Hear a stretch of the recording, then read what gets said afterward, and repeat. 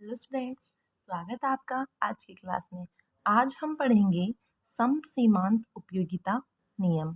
इससे पहले की क्लास में हमने हाशमान सीमांत उपयोगिता नियम के बारे में पढ़ा है, जिसमें हमने यह देखा था कि उपभोक्ता जैसे जैसे किसी वस्तु की अतिरिक्त इकाइयों का उपभोग करता जाता है, वैसे वैसे उससे मिलने वाली सीमांत उपयोगिता उसके लिए कम होती जाती है। आज हम पढ़ेंगे समसीमांत उपयोगिता नियम। इसे अधिकतम संतुष्टि का नियम भी कहा जाता है। और जैसा कि हमने पढ़ा था कि सीमांत उपयोगिता नियम को गॉसेन का प्रथम नियम कहा जाता है, वैसे समसीमांत उपयोगिता नियम को गॉसेन का द्वितीय नियम कहा जाता है। आइए देखते हैं इसकी डेफिनेशन क्या होती है। यदि सभी आवश्यकताओं को पूर्ण संतुष्टि के बिंदु तक संतुष्ट करना संभव ना हो, तो अधिकतम संतुष्टि प्राप्त करने के लिए यह आवश्यक है कि विभिन्न आवश्यकताओं की संतुष्टि को उस बिंदु पर रोक लिया जाए जहां उनकी तीव्रता समान हो जाए। क्योंकि हम जानते हैं कि उपभोक्ताओं की असीमित आवश्यकताएं होती है और हम उन सभी को पूरा नहीं कर पाते हैं। तो गोसेन ने यह परिभाषा दी है और उन्होंने यह कहा है कि यदि हम सभी आवश्यकताओं को संतुष्ट नहीं कर पाते हैं, तब भी हमारी जो संतुष्टि है वो अधिकतम हो सकती है। वो कब? जब हम अपनी जो उपभोग की क्षमता या जो अपने उपभोग करते हैं उसको वहाँ रोक ले जहाँ पर वस्तुओं से मिलने वाली सीमांत उपयोगिता बराबर हो जाए। जैसा कि इस नियम का नाम है समसीमांत उपयोगिता नियम, मतलब हमें अपना उपभोग वहाँ स्टॉप कर देना चाहिए उस बिंदु पे जहाँ पर वस्तुओं से मिलने वाली सीमांत उपयोगिता जो है वो बराबर हो जाए। जैसे MUX, marginal utility of commodity x, वस्तु एक्स से मिलने वाली सीमांत उपयोगिता और वस्तु वाई से मिलने वाली सीमांत उपयोगिता जहाँ बराबर हो जाएगी, वहाँ पर उपभोक्ता को अधिकतम संतुष्टि की प्राप्ति होगी। सैमुअल्सन ने इसकी परिभाषा कुछ इस प्रकार से दी है कि यदि उपभोक्ता ने अपने उपभोग को इस तरह व्यवस्थित किया हुआ है कि प्रत्येक वस्तु से प्राप्त सीमांत उपयोगिता इसकी कीमत के ठीक अनुपात में है, तो उसे आश्वस्त रहना चाहिए कि इस स्थिति को त्यागने से कोई लाभ नहीं होगा। सैमुअल्सन ने इसकी इसकी आधुनिक व्याख्या की है। उन्होंने कहा है कि सीमांत उपयोगिताओं का, वस्तु की सीमांत उपयोगिताओं का उनकी कीमत से जो अनुपात है, यदि वो बराबर हो जाता है तो उपभोक्ता को अधिकतम संतुष्टि की प्राप्ति होगी और इस स्थिति को छोड़ने से उसे कोई भी लाभ नहीं होगा। मतलब जहां उसकी ये कंडीशन पूरी हो जाती है, सीमांत उपयोगिता और उसकी कीमत का अनुपात अन्य वस्तुओं की सीमांत उपयोगिता और उसकी कीमत के अनुपात में बराबर हो जाता है, वहां उपभोक्ता को अधिकतम संतुष्टि की प्राप्ति होती है। MUX अपॉन पी एक्स यहाँ पर प्राइस ऑफ एक्स है और PY प्राइस ऑफ वाई है, is equals to MUY upon PY is equals to MUN divided by PN। MUN जितनी इकाइयों का हम उपभोग करते हैं या वस्तु की जितनी इकाइयों का हमने कंजप्शन किया है वहाँ तक। जब उपभोक्ता किसी वस्तु का उपभोग बढ़ाता है तो उस वस्तु से मिलने वाली उपयोगिता उसके लिए कम हो जाती है, तब वह उस वस्तु के स्थान पर अन्य वस्तु का प्रयोग बढ़ाता है, इसलिए इसे प्रतिस्थापकता का नियम भी कहा जाता है। मतलब इस नियम के अनुसार उपभोक्ता वस्तुओं का एक दूसरे से प्रतिस्थापन करता है। मान लीजिए कोई भी दो वस्तु है, X वस्तु और Y वस्तु। जैसे जैसे उपभोक्ता किसी भी वस्तु का प्रयोग बढ़ाता है, जैसे मान लीजिए उसने एक्स वस्तु के उपभोग में वृद्धि की, जैसे जैसे वह एक्स वस्तु की अतिरिक्त इकाइयों का उपभोग करता जाएगा, वैसे वैसे वस्तु एक्स से मिलने वाली सीमांत उपयोगिता उसके लिए कम होती जाएगी और फिर वह वस्तु एक्स के स्थान पर वस्तु वाई का प्रयोग करेगा। इसलिए इस नियम को प्रतिस्थापकता का नियम कहा जाता है। आइए इस नियम की कुछ मान्यताएं हैं उनको देख लेते हैं। मतलब इस नियम की क्रियाशील होने के लिए यह मान्यताएं होनी आवश्यक है। उपभोक्ता विवेकशील होता है। विवेकशील होने से यहाँ तात्पर्य है कि वह हर चीज को सोच समझकर प्रेरित करता है। किसी वस्तु का जो उपभोग करता है वो वह सोच समझकर करता है।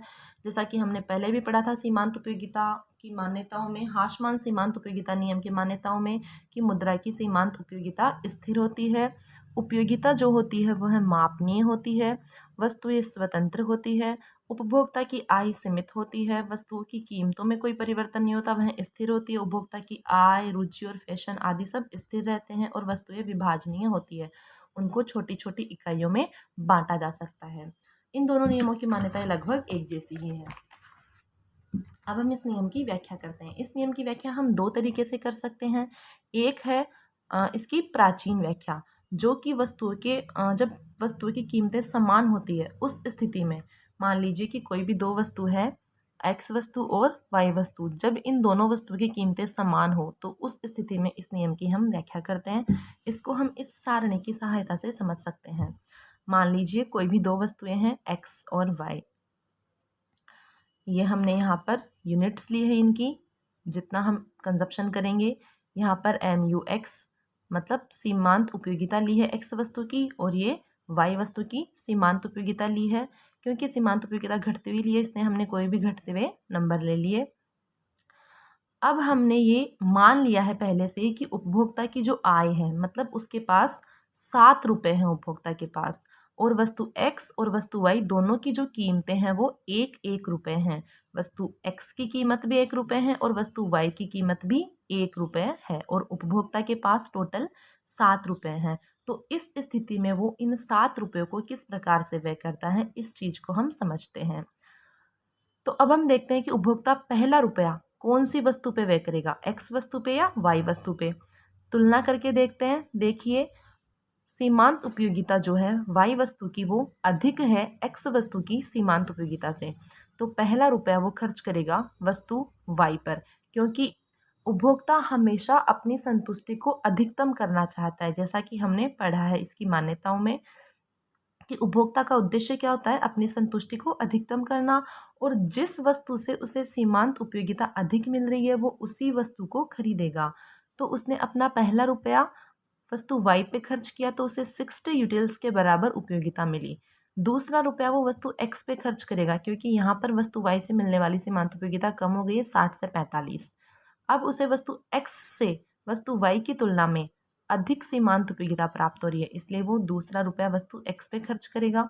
तीसरा वो वस्तु वाई पे करेगा, चौथा वस्तु एक्स पे, फिर पांचवा वस्तु वाई पे, फिर वो चाहे वस्तु एक्स पे करे चाहे वस्तु वाई पे करे, दोनों की सीमांत उपयोगिता बराबर है। फिर पांचवा रुपये मान लीजिए उसने वस्तु एक्स को खरीदने में व्यय किया, और फिर छठा, फिर सातवां रुपया उसने वस्तु वाई को खरीदने में लगाएगा, क्योंकि यहाँ पर वस्तु एक्स से मिलने वाली सीमांत उपयोगिता वस्तु वाई से मिलने वाली सीमांत उपयोगिता से कम है। तो इस तरह से वो अपने टोटल 7 रुपये खर्च करेगा। जैसा कि हमने पहले ही देखा है कि यहाँ पर वस्तुओं की कीमतें समान है, तो उसने अपने 4 रुपये वस्तु वाई की 4 इकाइयाँ खरीदने में लगाए और 3 रुपये वस्तु एक्स की 3 इकाइयाँ खरीदने में लगाए। इस तरह से उसने अपने टोटल 7 रुपये को व्यय कर दिया। तो जब उपभोक्ता की आय 7 रुपये है और वस्तु एक्स और वस्तु वाई से मिलने वाली सीमांत उपयोगिता कुछ इस प्रकार से हैं, तो वो वस्तु एक्स की 3 और वस्तु वाई की 4 इकाइयों का उपभोग करेगा, और ऐसा करने से उसे अधिकतम संतुष्टि की प्राप्ति होगी। अब इसको हम एक डायग्राम की हेल्प से समझते हैं। ये देखिए, ये एक्स एक्स पे हमने ली है उपभोग की मात्रा, कि उपभोक्ता की जो उपभोग मात्रा है वो कितनी है। वाई एक्सेस पे हमने उपयोगिता, सीमांत उपयोगिता को मापा है, मार्जिनल यूटिलिटी, सीमांत उपयोगिता को मापा है। MUX एक्स वस्तु का सीमांत उपयोगिता वक्र है, MUY वाई वस्तु का सीमांत उपयोगिता वक्र है, और ये दोनों नीचे की ओर गिर रहे हैं, जो यह बताते हैं कि जैसे जैसे हम किसी वस्तु का उपभोग बढ़ाते हैं वैसे वैसे उससे मिलने वाली उपयोगिता कम होती जाती है। अब ये देखिए MUX, जहाँ उपभोक्ता वस्तु एक्स की 3, और ये MUY जो हमें ये बताता है कि उपभोक्ता वस्तु वाई की 4 इकाइयों का कंजप्शन कर रहा है, और यहाँ पर इन दोनों की सीमांत उपयोगिता बराबर है, जो कि 30 के इक्वल है। तो ये थी इसकी प्राचीन व्याख्या, जब वस्तु की कीमतें समान होती है। अब हम इसकी आधुनिक व्याख्या पढ़ते हैं, जो कि जब वस्तुओं की कीमतें अलग अलग हो, किन्हीं वस्तुओं की कीमतें अलग अलग होती है, तो उस स्थिति में उपभोक्ता को अधिकतम संतुष्टि किस तरह से प्राप्त होगी। विभिन्न वस्तुओं पर इस प्रकार से उपभोक्ता व्यय करेगा कि उनकी भारित सीमांत उपयोगिता समान हो जाए। मतलब जब वस्तु की कीमतें अलग अलग है तो उपभोक्ता के पास जितने पैसे हैं या जितनी उसकी आय है, उनको वह जितनी भी वो वस्तुएं परचेज करता है, उन विभिन्न वस्तुओं पर इस तरह से व्यय करेगा अपने पैसों को कि उनसे मिलने वाली भारित सीमांत उपयोगिता उसके लिए बराबर हो जाए। अब हम देखते हैं कि भारित सीमांत उपयोगिता क्या होती है। भारित सीमांत उपयोगिता हमें तब प्राप्त होती है जब हम सीमांत उपयोगिता और वस्तु की कीमत का अनुपात करते हैं। मान लीजिए ये x वस्तु है, ये इसकी सीमांत उपयोगिता है MUX और इसकी प्राइस है PX। तो वस्तु से मिलने वाली सीमांत उपयोगिता और उसकी कीमत का अनुपात ही क्या होती है, भारित सीमांत उपयोगिता होती है।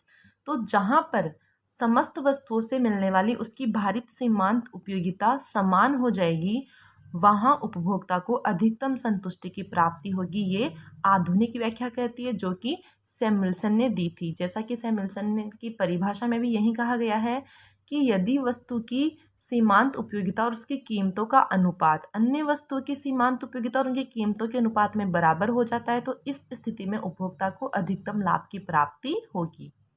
ये देखिए MUX upon PX is equals to MUY upon PY, और जितनी भी उपभोक्ता जिन वस्तुओं का उपभोग करता है वहां तक हमने ले लिया MUN अपॉन PN।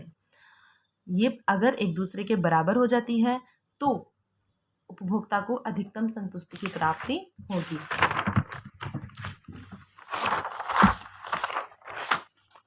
हम इसको इस तरह से भी लिख सकते हैं MUX upon MUY is equals to PX upon PY, मतलब वस्तुओं से मिलने वाली सीमांत उपयोगिताओं का अनुपात और उनकी कीमतों का अनुपात बराबर हो जाता है तो उपभोक्ता को अधिकतम संतुष्टि की प्राप्ति होगी। इसके लिए दूसरी शर्त यह है कि उपभोक्ता किस स्थिति में अधिकतम संतुष्टि प्राप्त कर रहा होगा। ये इसकी पहली शर्त है। और इसकी दूसरी शर्त है कि PX multiply QX plus PY multiply QY is equals to M, मतलब कि उपभोक्ता का जो बजट प्रतिबंध है वो आय के बराबर हो जाए। जितनी उसके पास आय है उस आय को वो इस प्रकार से वस्तुओं और सेवाओं पर व्यय करे कि उनसे मिलने वाली भारित सीमांत उपयोगिता भी बराबर हो जाए और उसका बजट प्रतिबंध भी सही रहे। मतलब जितने उसके पास पैसे हैं वो उनको खर्च कर पाए उन पे। ये इसकी दूसरी शर्त है। आइए हम इस नियम की व्याख्या करते हैं इस सारणी की हेल्प से। ये हमने वस्तुओं की इकाइयां ले ली है। ये यहाँ पर सीमांत उपयोगिता है वस्तु x की, ये वस्तु y की सीमांत उपयोगिता है। ये वस्तु x और उसकी वस्तु x की सीमांत उपयोगिता और उसकी कीमत का अनुपात है। ये वस्तु y और उसकी कीमत का वस्तु y की सीमांत उपयोगिता और उसकी कीमत का अनुपात है। हमने मान लिया है कि उपभोक्ता के पास 24 रुपये हैं। माना कि उपभोक्ता के पास 24 रुपये हैं और वस्तु x की जो कीमत है वो 2 रुपये है और वस्तु y की जो कीमत है वो 3 रुपये है। अब आइए हम देखते हैं इस स्थिति में उपभोक्ता को अधिकतम संतुष्टि की प्राप्ति किस प्रकार होती है। यह हमें इनकी सीमांत उपयोगिताएं दी हुई होती है तो हम इनको कैलकुलेट कर लेते हैं MUX अपॉन PX करके। जैसे ये MUX है तो इसकी प्राइस कितनी है, x वस्तु की 2 रुपये, ये हमने माना है। तो ये MUX अपॉन PX यहाँ पर 10 आ जाएगा। 18/2 करेंगे तो 9 आ जाएगा। 16/2 करेंगे तो 8 आ जाएगा। इसी तरह से हम वस्तु y के लिए भी उसकी भारित सीमांत उपयोगिता को कैलकुलेट कर लेंगे। इसकी प्राइस हमने मान ली है 3 रुपये, तो 24/3 तो 8, ये यहाँ पे 7, इस तरह से हमने ये कैलकुलेट कर लिया। अब हम देखते हैं कि ये उपभोक्ता इन पर किस प्रकार से व्यय करेगा और उसके पास हमने माना कि 24 रुपये हैं। तो उपभोक्ता अपनी जो पहली इकाई है, उपभोक्ता पहली इकाई कौन सी वस्तु की खरीदेगा, जैसा कि हमें देखने से पता चल रहा है कि, और हम ये जानते हैं कि उपभोक्ता अपनी संतुष्टि को अधिकतम करना चाहता है और हमें देखने से पता चल रहा है कि यहाँ पर अधिकतम संतुष्टि उसे वस्तु x की इकाई खरीदने से प्राप्त होगी, क्योंकि यहाँ पर वस्तु x की भारित सीमांत उपयोगिता वस्तु y की भारित सीमांत उपयोगिता से अधिक है। इसलिए वह पहली इकाई वस्तु x की परचेज करेगा जहां पर उसे 10 यूटिल्स के बराबर उपयोगिता प्राप्त हो रही है। उसने यहाँ अपने 2 रुपये खर्च कर दिए अपने 24 रुपये में से। दूसरी इकाई वो वस्तु x की ही करेगा, क्योंकि अभी भी वस्तु x की जो सीमांत उपयोगिता है वो वस्तु y की भारित सीमांत उपयोगिता से ज़्यादा है। 4 रुपये हो गए। अब यहाँ देखिए दोनों बराबर है, चाहे वो इसकी खरीदे चाहे इसकी खरीदे। अपनी शर्त क्या कहती है कि MUX upon PX is equals to MUY upon PY, यही है। तो ये यहाँ पे भी बराबर है, यहाँ पर भी बराबर है और यहाँ पर भी और यहाँ पर भी। अब हम देखते हैं कि उपभोक्ता इनमें से कौन से संयोग को खरीदेगा, मतलब वस्तुओं का वह कौन सा संयोग उपभोक्ता खरीदेगा जिससे कि उसे अधिकतम संतुष्टि प्राप्त हो जाए। और इसमें हमारी दूसरी शर्त क्या है कि बजट प्रतिबंध का उसको ध्यान रखना है। P X multiply Q X plus P Y multiply Q Y is equals to M, उसकी जो आई है वह। तो देखते हैं, यहाँ पर उपभोक्ता के 4 रुपये खर्च हो चुके हैं। तीसरी इकाई माना कि उसने वस्तु वाई की खरीद ली। वस्तु वाई की प्राइस कितनी है 3, ठीक है, 7 रुपये खर्च कर दिए। चौथी वो वस्तु एक्स की खरीदेगा क्योंकि यहाँ पर मिलने वाली सीमांत उपयोगिता, भारित सीमांत उपयोगिता वस्तु वाई की भारित सीमांत उपयोगिता से अधिक है।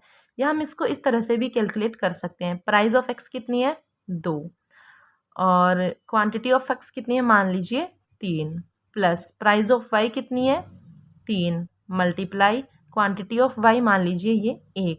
इसको कैलकुलेट करते हैं तो 6 + 3, ये सिर्फ 9 रुपये खर्च होते हैं। हमें टोटल इसके जो 24 इसका जो बजट प्रतिबंध है उसको इसके उपभोग की मात्रा के बराबर करना है। तो इस तरह से जैसे जैसे उपभोक्ता उपभोग करता है वैसे वैसे उसको जो भारित सीमांत उपयोगिता है वो अलग अलग तरह से अलग अलग रूप में मिलती है। अब हम इसका करके देखते हैं। माना कि उपभोक्ता ने वस्तु एक्स की 6 इकाइयों का कंजप्शन किया तो 6 मल्टीप्लाई वस्तु एक्स की कीमत कितनी है 2 प्लस और वस्तु वाई की 4 इकाइयों का किया तो 4 प्लस वस्तु वाई की कीमत है मल्टीप्लाई वस्तु वाई की कीमत है 3 रुपये। तो ऐसा करने से हमारे पास टोटल 24 आ जाता है। 6 × 2 इज इक्वल्स टू 12 और 4 × 3 is equals to 12। 12 + 12 is equals to 24 जो कि उसकी आय के बराबर है। तो इस प्रकार से उपभोक्ता क्या करेगा, उसकी आय 24 रुपये होने की स्थिति में वह वस्तु एक्स की 6 और वस्तु वाई की 4 इकाइयों का उपभोग करेगा और इस तरह से उससे मिलने वाली अधिक संतुष्टि जो है वो उपभोक्ता के लिए अधिकतम होगी। तो इस तरह से आधुनिक व्याख्या के अनुसार 2 शर्तें हैं उपभोक्ता की संतुष्टि अधिक होने के लिए। पहली है MU(x/PX) is equals to MU(y/PY), ये होना चाहिए। और दूसरी शर्त है कि उसका जो बजट प्रतिबंध है वो उसकी आय के बराबर होना चाहिए। तो उसको हम कैलकुलेट करते हैं PX/QX plus PX multiply QX plus PY multiply QY is equals to M। उसका जो बजट प्रतिबंध है वो उसकी आय के बराबर होना चाहिए, जैसा कि अभी हमने यहाँ पर किया। अब हम देखते हैं इस नियम की आलोचनाएं।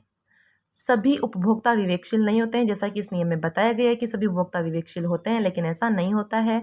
उपभोक्ता की सभी वस्तुओं के बारे में अज्ञानता, उसको सभी वस्तुओं के बारे में जानकारी नहीं होती है। सभी वस्तुएं विभाजनीय नहीं होती है, जैसा कि नियम की मान्यताओं में लिया गया है कि वस्तुएं विभाजनीय होती है, लेकिन सभी वस्तुएं विभाजनीय नहीं होती है, उनको छोटी छोटी इकाइयों में बांटा नहीं जा सकता है। मुद्रा की सीमांत उपयोगिता स्थिर नहीं होती है। पूरक वस्तुओं का एक साथ उपयोग आवश्यक, जो पूरक वस्तुएं होती है जैसे मान लीजिए पेन और इंक है, तो मैं बिना पेन के इंक का यूज़ नहीं कर सकती। तो इसलिए जो पूरक वस्तुएं हैं जिनका एक साथ उपयोग होना आवश्यक होता है उनका एक साथ उपयोग करना आवश्यक होता है। फिर चाहे से हमें मार्जिनल यूटिलिटी कम मिले तो भी उनका एक साथ प्रयोग करना आवश्यक होता है। कीमतें परिवर्तित होती रहती है, जैसा कि नियम की मान्यताओं में लिया गया है कि कीमतें स्थिर होती है, लेकिन ऐसा नहीं होता है। अनुमानित और वास्तविक संतुष्टि समान हो यह आवश्यक नहीं है। बजट अवधि का अनिश्चित होना, उपभोक्ता की जो अधिमान है, एक तरह से उपभोक्ता की जो बजट प्रतिबंध है वो बदलता रहता है। उपभोक्ता के अधिमान अस्थिर होते हैं, मतलब उसकी फैशन, रीति रिवाज, उसकी रुचियाँ ये उपभोग को प्रभावित करती है। अब हम इसको डायग्राम की हेल्प से समझते हैं। जो अभी हमने सारणी ली थी उसी हिसाब से हमने लिया है कि ये MU(x) है, सीमांत उपयोगिता वक्र x वस्तु के लिए, ये MU(y) है, सीमांत उपयोगिता वक्र y वस्तु के लिए। यहाँ पर उपभोक्ता x वस्तु की 6 इकाइयों का प्रयोग कर रहा है और उसको 5 टिल्स के बराबर उपयोगिता मिल रही है। सेम उपभोक्ता 4 इकाइयों का उपभोग कर रहा है और उसको 5 टिल्स के बराबर उपयोगिता मिल रही है। मतलब वस्तु x की 6 और वस्तु y की 4 इकाइयों का उपभोग करने पर उसकी जो सीमांत उपयोगिता है वो बराबर है, 5 यूटिल्स और 5 यूटिल्स। अब हम देखते हैं कि अगर उपभोक्ता इस स्थिति को छोड़ देता है तो क्या इससे उसे कोई लाभ होगा? जैसा सैमुअल्सन ने अपनी परिभाषा में भी बताया था कि इस स्थिति को त्यागने से उसे कोई लाभ नहीं होगा। मान लीजिए कि उपभोक्ता ने वस्तु x की एक कम इकाई का कंजप्शन किया, 5 इकाइयों का, और वस्तु y की 1 इकाई बढ़ा दी। यहाँ पर उसने 4 से 5 कर दिया और यहाँ पर 6 से 5 कर दिया। तो हम देखेंगे कि उपभोक्ता की संतुष्टि में कमी आ जाती है। वो किस तरह से? जब उपभोक्ता ने वस्तु x की 1 इकाई कम की तो उससे इसकी इतनी सीमांत उपयोगिता कम हो गई, वो इस संतुष्टि स्तर से इस संतुष्टि स्तर पे आ जाता है। और जब उसने वस्तु y की 1 इकाई का उपभोग बढ़ाया तो उसकी सीमांत उपयोगिता में इतनी वृद्धि हुई। तो हमें इन दोनों डायग्राम को देखने से पता चल रहा है कि ये जो क्षेत्र है, जो सीमांत उपयोगिता में कमी हुई है, वो इस क्षेत्र से ज़्यादा है। मतलब जो सीमांत उपयोगिता कम हुई है, वो बढ़ी हुई सीमांत उपयोगिता से अधिक है, इसलिए यहाँ उपभोक्ता की जो संतुष्टि है वो कम हो गई है। तो इस तरह से वो स्थिति जहाँ पर भारित सीमांत उपयोगिता बराबर हो जाती है, किसी वस्तु की भारित सीमांत उपयोगिता अन्य वस्तु की भारित सीमांत उपयोगिता के बराबर हो जाती है, वो स्थिति उपभोक्ता के लिए बेस्ट होती है। सेकंड है जहां बजट प्रतिबंध आय के बराबर हो जाए, P X multiply Q X plus P Y multiply Q Y is equals to M, आय के बराबर हो जाए। तो आज के टॉपिक में बस इतना ही। Thank you.